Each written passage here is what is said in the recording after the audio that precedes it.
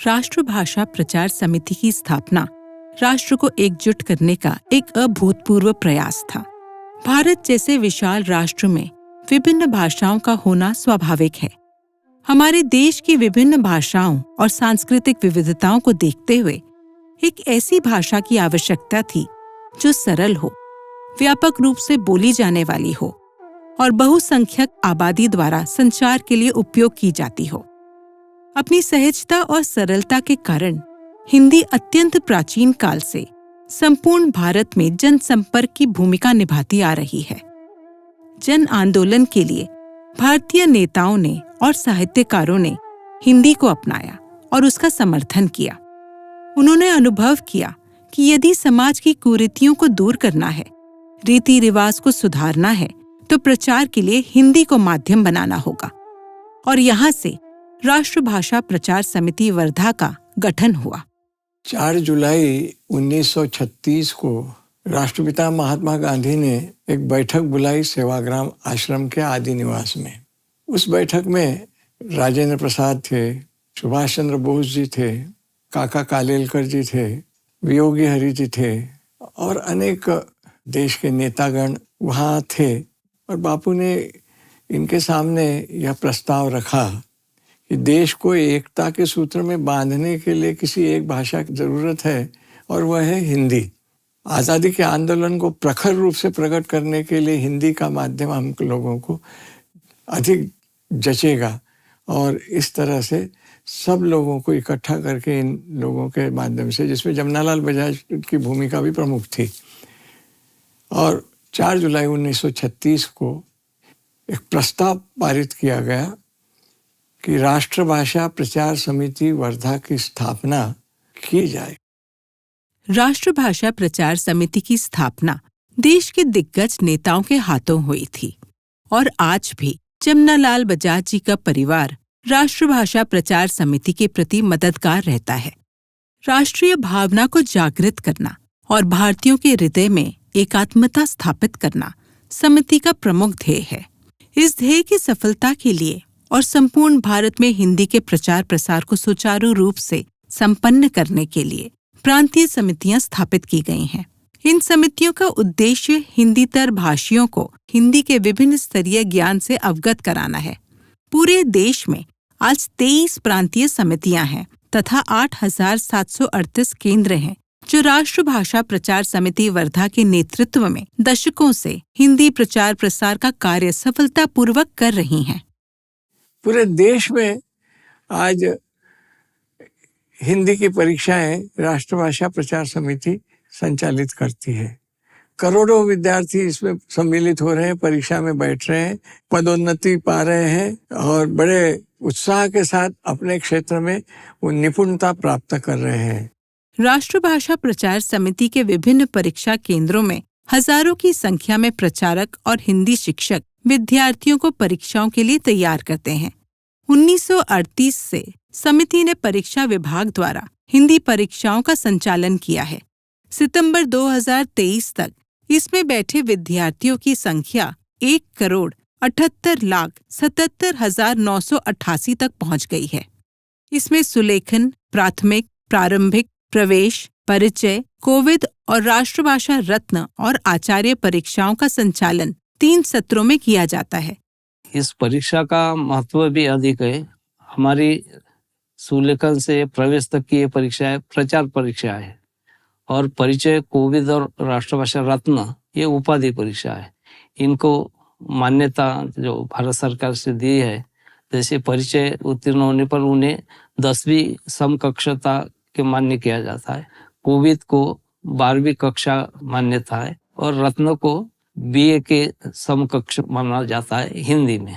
आचार्य परीक्षा ये MA के बराबर है। परीक्षा केंद्रों को परीक्षा सामग्री सब यही से भेजी जाती है, प्रश्न पत्र, उत्तर पुस्तक, प्रवेश पत्र, और यही पर वापस आकर फिर जांचने का कार्य अलग अलग करके, और जो परीक्षा का रिजल्ट है तो जहाँ ईमेल की सुविधा है वहाँ ईमेल से भेजते हैं और जहाँ डाक की व्यवस्था है वहाँ डाक से भी भेजते हैं। देश में ही नहीं विदेश में भी राष्ट्रभाषा प्रचार समिति वर्धा हिंदी के प्रचार प्रसार के कार्य में सक्रिय है। विश्व के विभिन्न देशों में परीक्षा के माध्यम से और अन्य माध्यमों से समिति अपने केंद्रों द्वारा अपना कार्य कर रही है। और हमारा सारा परीक्षा का साहित्य प्रिंटिंग प्रेस में छपता है और करीब 250 पुस्तकें छपवाई है हिंदी की परीक्षाओं की और अन्य भी। समिति हमारी राष्ट्रभाषा पत्रिका के नाम से उसका मुखपत्र चलाती है। प्रिंटिंग प्रेस में बाहर का काम बहुत कम लिया जाता है, लेकिन स्वयं से भी कुछ संस्थाएं हैं, कुछ सेवाभावी संस्थाएं हैं, उनका काम हम लेते हैं। हिंदी में विनोबा जी का एक मैगजीन है मैत्री करके, और वो देश भर में जाती है और वो यहाँ से छपती है। विनोबा जी का और भी साहित्य यहाँ से छपता है। राष्ट्रभाषा प्रचार समिति ने भारत भारती नाम की एक सीरीज बनाई है पुस्तकों की, जो हमारी सारी प्रांतीय भाषाएं हैं। वे सारी प्रांतीय भाषाएं देवनागरी लिपि में सीखने के लिए, बोलचाल के लिए बनाई है। भारत भारती ये सीरीज हमारे सबसे ज्यादा बिकती है। कोई भी लोग आते हैं तो भारत भारती सीरीज मांगते हैं। उसमें सभी भाषाएं अलग अलग देवनागरी में समझाई गई है, सिखाई गई है। लोग महीने 1.5 महीने में अपनी बोलचाल की भाषा में वो भाषा सीख जाते हैं। मॉर्निंग। राष्ट्रभाषा प्रचार समिति वर्धा में हिंदी के 3 विद्यालय भी हैं, किशोर भारती माध्यमिक महाविद्यालय और महाविद्यालय, जहां पर हिंदी माध्यम से छात्र शिक्षा ग्रहण करते हैं। राष्ट्रभाषा महाविद्यालय की स्थापना राजर्षि पुरुषोत्तम दास टंडन के हाथों हुई। जापान, मॉरिशस जैसे विभिन्न देशों से भी राष्ट्रभाषा प्रचार समिति में विद्यार्थी आए हैं। पूर्वांचल से भी छात्र छात्राएं यहाँ पर हिंदी का उच्च स्तरीय अध्ययन कर रहे हैं। यहाँ पे नॉर्थ ईस्ट से बच्चे आते हैं, मणिपुर, मिजोरम, नागालैंड, मेघालय, त्रिपुरा। यहाँ पर कोविद की कक्षाएं होती हैं, रत्न की कक्षाएं होती हैं, और उसके अनुसार फिर वो यहाँ पे विद्यार्थी अपना 10 महीने का पाठ्यक्रम के अनुसार वो शिक्षा ग्रहण करते हैं, और इसके बाद अपने अपने स्टेट में यहाँ हिंदी का प्रचार प्रसार करते हैं। वहाँ पर जाकर उनको कहना चाहिए गवर्नमेंट जॉब मिलता है, उसके तहत ये कार्य करते हैं और विभिन्न प्रचार प्रसार का कार्य करते हैं।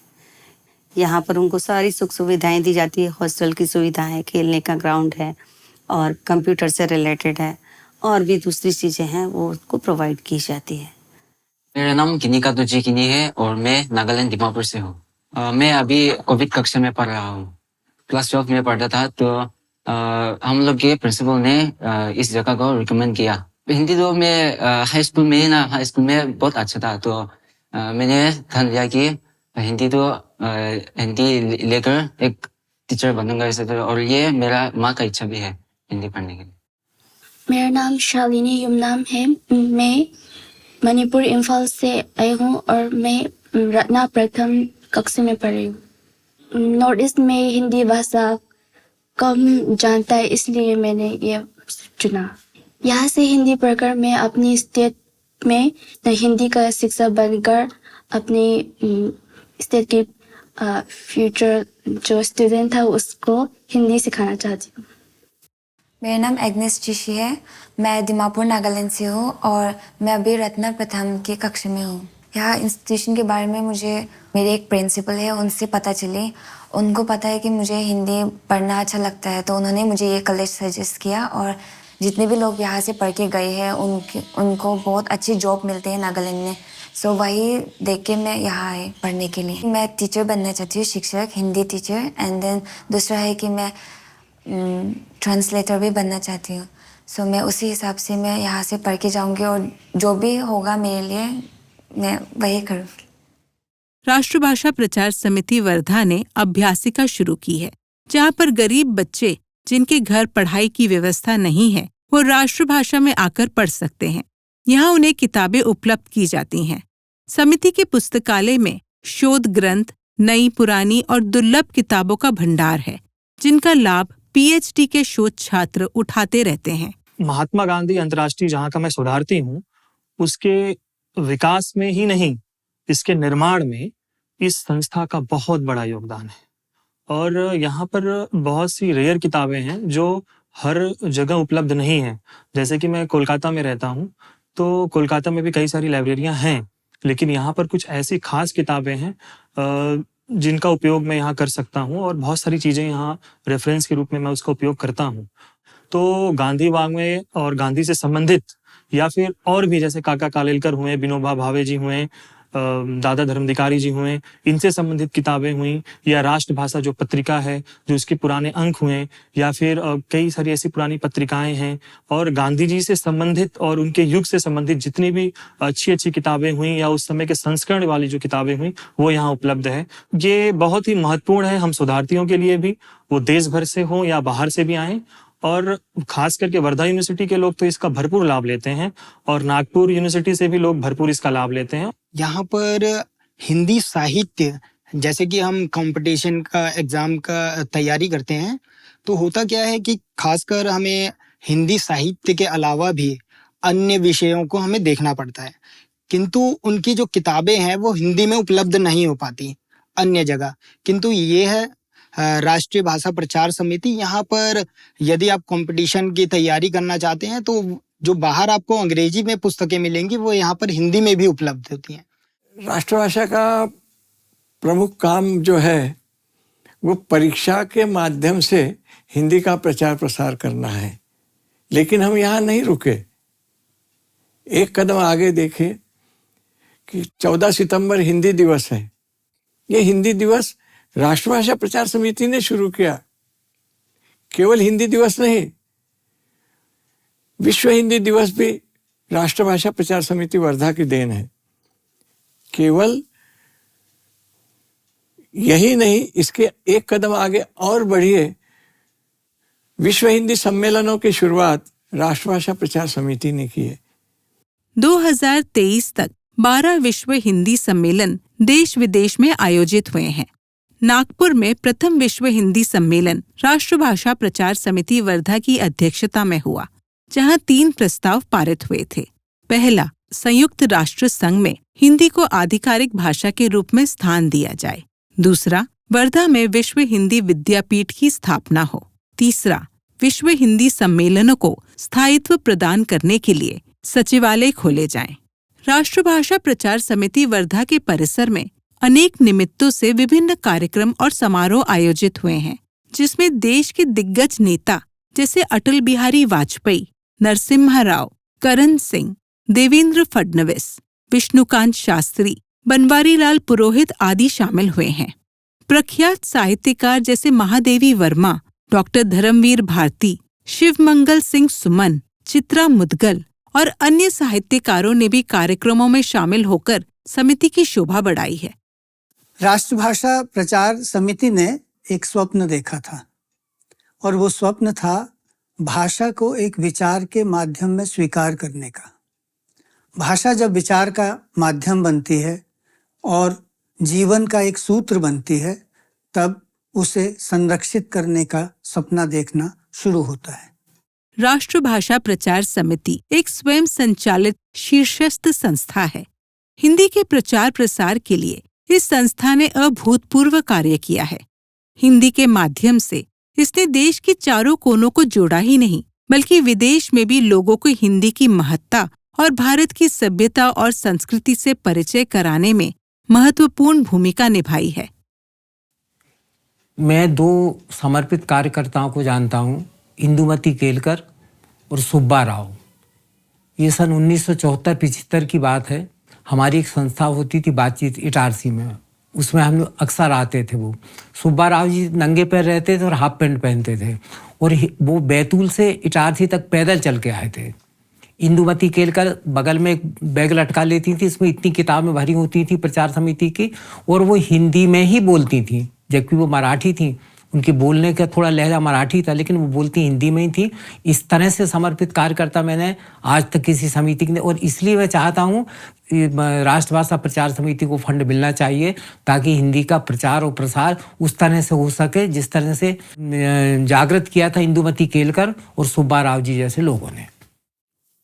गांधी जी ने जिस उद्देश्य से हिंदी ये भाषा को विकसित करने के लिए राष्ट्रभाषा प्रचार समिति की स्थापना की, वो उद्देश्य तो जरूर पूरा हुआ, लेकिन कुछ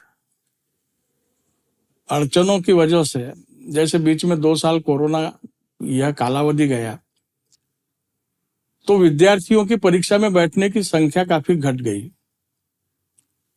उसके बाद धीरे धीरे फिर से वो परीक्षाएं शुरू हुई है, लेकिन अब वो प्रमाण नहीं रहा। पहले 4-4, 5-5 लाख विद्यार्थी एक वर्ष में उत्तीर्ण होते थे, अब वो संख्या घटकर 1 लाख के अंदर आ गई है, जिससे कुछ मदद ये राष्ट्रभाषा प्रचार समिति को भी होती थी और उसी में से समिति का संपूर्ण खर्च वगैरह चलता था। देखिए, अभी ये गांधी जी की संस्था है। गांधी जी द्वारा 1936 में इस संस्था की स्थापना हुई थी और मेरे ख्याल से 1940 में ये सब पूरा कंस्ट्रक्शन हुआ था। बहुत पुरानी बिल्डिंगें हैं। तो यहाँ जो नॉर्थ ईस्ट के लड़के लड़कियाँ आती है, उनके लिए हॉस्टल तैयार करना, क्योंकि बहुत पुराने हैं। अभी जो युग के हिसाब से यहाँ थोड़ी जो हमारी कमजोरी है कि हम बच्चे लोगों को पूरा सहयोग नहीं दे सकते, क्योंकि हमारी आर्थिक स्थिति कमजोर होने के कारण।